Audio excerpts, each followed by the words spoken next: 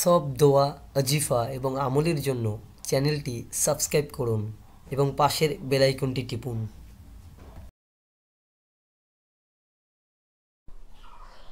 আসসালামু আলাইকুম ওয়া রাহমাতুল্লাহি ওয়া বারাকাতুহু। আউযু বিল্লাহি মিনাশ শাইতানির রাজিম। বিসমিল্লাহির রহমানির রহিম।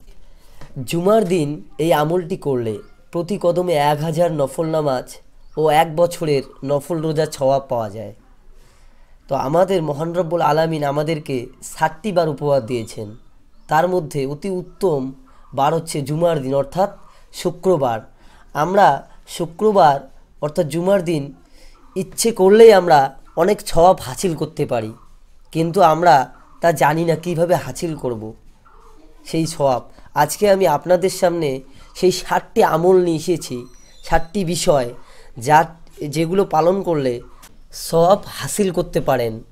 তো বিষয়গুলি হচ্ছে, 1 নম্বরে ভালোভাবে জামা কাপড় ধুইবে।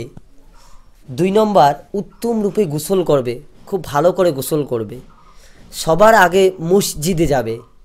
4 নম্বর পায়ে হেঁটে যাবে, গাড়িতে যাবে না, পায়ে হেঁটে যাওয়ার চেষ্টা করবে।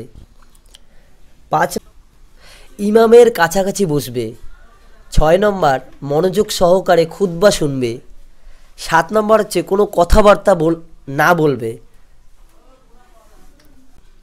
জুমার দিন এই 7টি বিষয়ের উপর আমলকারীদের আল্লাহ তাআলা তার প্রতি কদমে 1000 নফল নামাজ ও 1 বছরের নফল রোজার সওয়াব দান করবেন।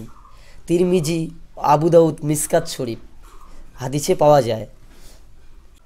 তো আমরা অযথা সময় নষ্ট না করে পবিত্র জুমার দিন এই 7টি বিষয়ের উপর আমল করার চেষ্টা করব এবং সওয়াবগুলো হাসিল করার চেষ্টা করব। আল্লাহ তাআলা আপনাদেরও এই সওয়াব হাসিল করার তৌফিক দান করুন। পরবর্তী সুন্দর সুন্দর ভিডিও পেতে আমাদের চ্যানেলটি সাবস্ক্রাইব করুন এবং সঙ্গে থাকুন।